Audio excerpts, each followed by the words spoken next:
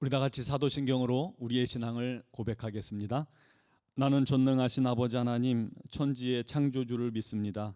나는 그의 유일하신 아들 우리 주 예수 그리스도를 믿습니다.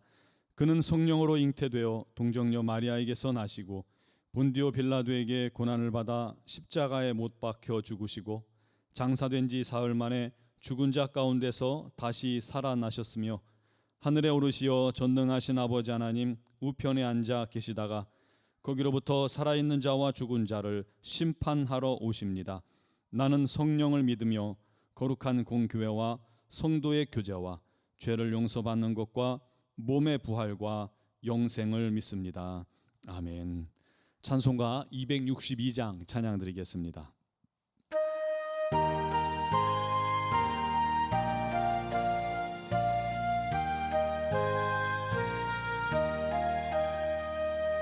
날 구원하신 예수님 영원히 찬송하겠네.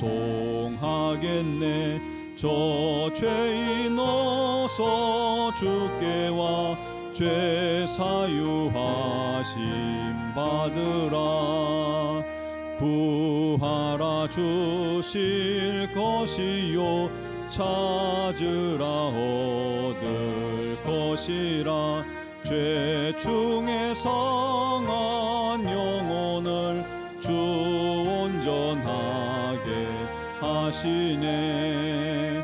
주리 죄로 인하여 피 흘려 죽으셨으니 주밖에 없는 사랑을 만 백성 알게 전하세.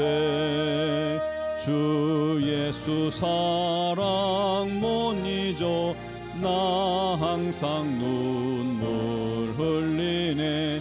이 세상 어디 가든지 나 주만 생각합니다. 목마른 자 이 샘에와 영생의 물을 마시라. 내 주를 사랑한데도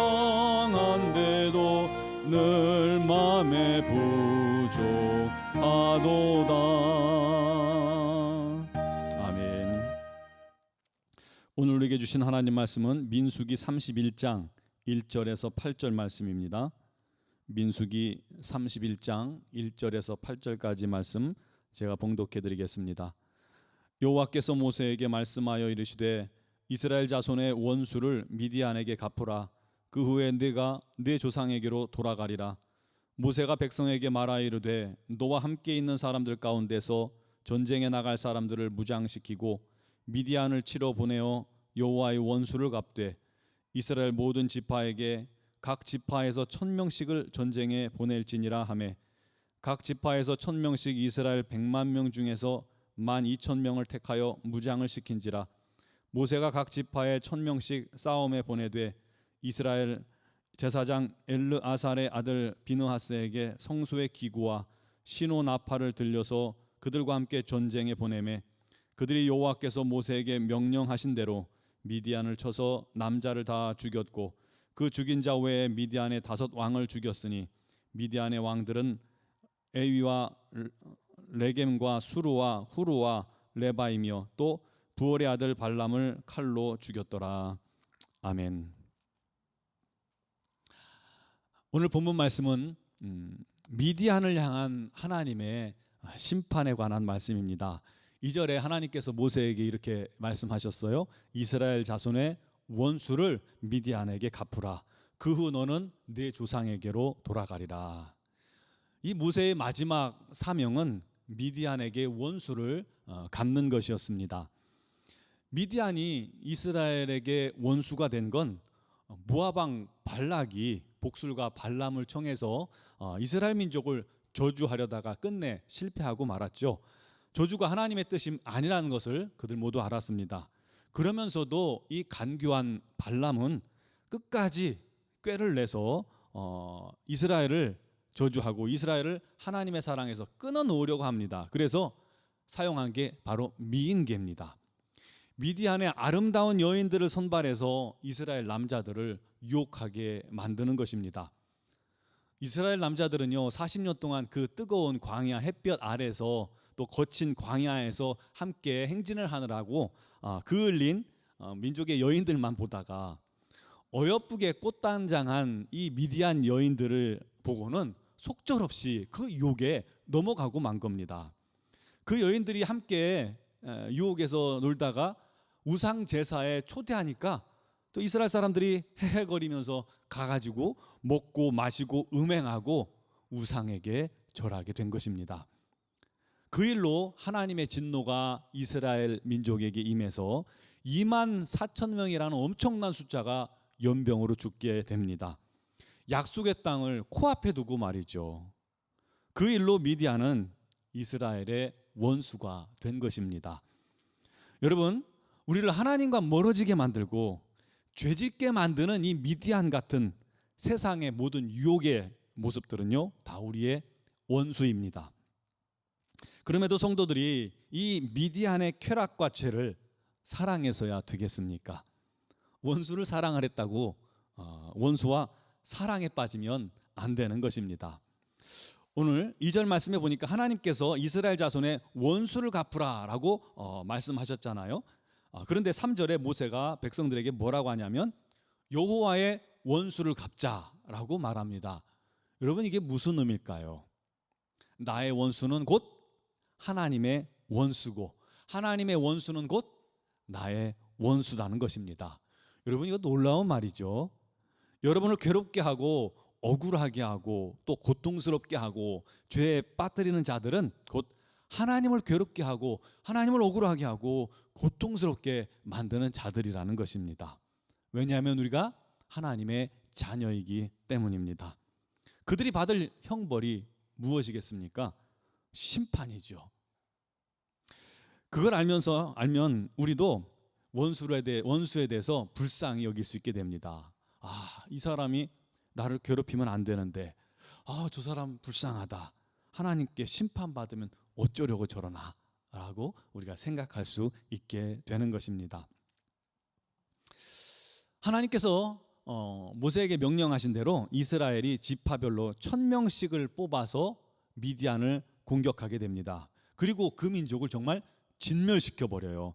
남자를 알지 못하는 여자 아이만 종으로 남기고 속된 말로 씨를 말려버립니다. 여러분, 흔히 이 원수 갚는 것을 복수라고 말하잖아요. 그럼 지금 이스라엘 민족들이 미디안에게 복수한 걸까요?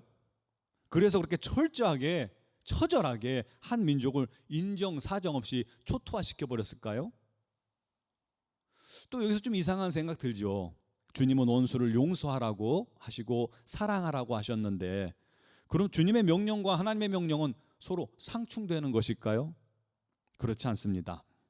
오늘 본문에 이 원수 갚는다는 것은요 인간적인 복수와는 전혀 다른 개념입니다.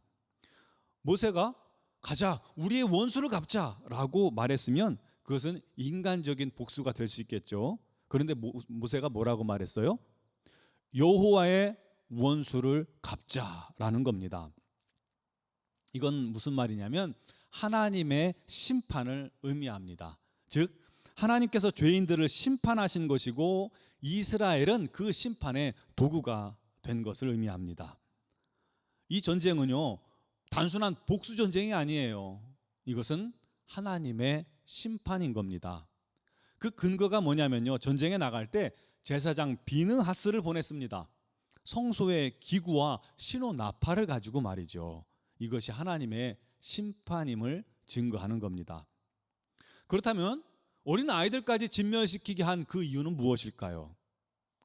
그게 바로 죄에 대한 하나님의 마음이요 죄에 대한 하나님의 분노인 겁니다. 여러분, 우리 안의 죄는 그 씨조차도 밟아서 진멸하여 다시 자라지 못하도록 만드는 것이 하나님의 뜻입니다.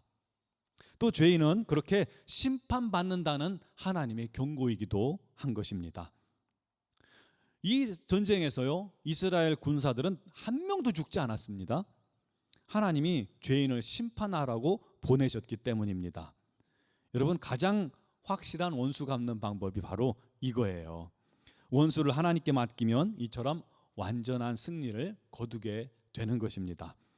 오늘 말씀을 통해서 원수에 대한 성도들의 대응책을 우리가 배울 수 있게 됩니다. 원수는요, 내가 갚는 것이 아닙니다. 아무리 화가 나고 아무리 억울하고 아무리 분해도 원수는 내 몫이 아니에요.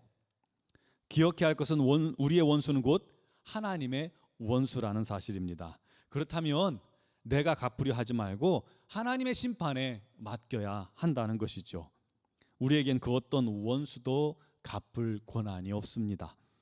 그것은 철저히 하나님의 소관이기 때문입니다. 하나님께 맡기면 하나님께서 판단하시고 하나님께서 처리하실 줄 믿으시기 바랍니다. 여러분, 원수를 하나님께 맡기세요. 그러면 하나님께서 공의로 판단하실 것입니다. 삶 속에서 나를 미워하는 사람, 공격하는 사람을, 힘들게 하는 사람을 다 하나님께 맡기시기 바랍니다.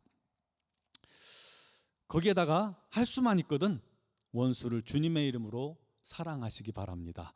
우리가 원수를 주님의 사랑으로 덮어버리고 나를 공격하는 사람, 나를 미워하는 사람, 나를 모함하는 사람, 나를 무시하는 사람, 속이는 사람을 주님의 사랑으로 오히려 덮어버린다면 하나님께서 그 사람을 변화시켜 주실 것입니다.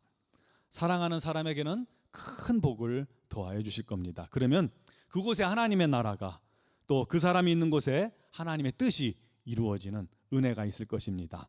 이것이 예수께서 이 땅에 오신 이유입니다. 이런 축복이 저와 여러분의 삶에 넘치게 되기를 간절히 축원합니다. 기도드리겠습니다. 살아계신 하나님, 역사하신 하나님, 우리는 살면서 많은 어려움들과 또 억울한 일들과 또 힘든 일, 고통스러운 일들을 만납니다. 또 나를 모함하는 사람도 만나고 무시하는 사람도 만나고 공격하는 사람도 만나고 미워하는 사람도 만납니다. 하지만 그 사람들을 우리가 우리 스스로 원수 갚으려 하지 않게 하여 주옵소서. 모든 것은 다 하나님께 맡기고 하나님의 뜻에 맡길 수 있는 우리 모두가 되게 하여 주옵소서. 또 우리에게 주님의 사랑의 마음을 부으사 오히려 그들을 위해 기도하게 하시고 오히려 주님의 사랑으로 그들을 덮을 수 있도록 역사하여 주옵소서. 그때 우리 하나님의 놀라운 역사가 우리 삶에 일어날 줄 믿습니다. 우리 하나님의 놀라운 승리가 각 사람 위에, 그렇게 주님께 맡기는 사람 위에 임하게 될 줄로 믿습니다. 그런 우리 하나님의 사랑을 전하는, 그리고 주변에 있는 사람들을, 나를 미워하는 사람들을 예수의 사랑으로 변화시키는 그런 하나님의 백성들, 하나님의 자녀들이 되게 하여 주시옵소서. 오늘도 주의 이름으로 간구하는 사랑하는 성도들, 삶 속에 많은 어려움과 고통을 주님께서 아시나니 주님께서 위로하여 주시고 주님께서 세임 주시고 주님께서 은혜를 더하여 주시옵고 오직 주님의 사랑만 전하는 우리 모두가 되게 하여 주시옵소서. 특별히 미얀마를 긍휼히 여기시고 그 땅에 있는 우리 모든 선교사님들과 믿는 자들을 우리 하나님 주님께서 안전하게 지켜주시며 우리 하나님의 은혜가 그곳에 가득하여 속히 주의 복음을 방해하는 어둠의 권세가 깨뜨려지게 해주시고 오직 우리 하나님의 뜻이 이루어지는 거룩한 땅 회복하여 주시옵소서. 주여, 오늘 새벽에도 주 앞에 나온 사랑하는 성도들 믿음으로 간구하며 기도할 때 우리 하나님 응답하여 주시고 성령으로 주장하여 주시옵소서. 예수님의 이름으로 감사드리며 기도드리옵나이다. 아멘.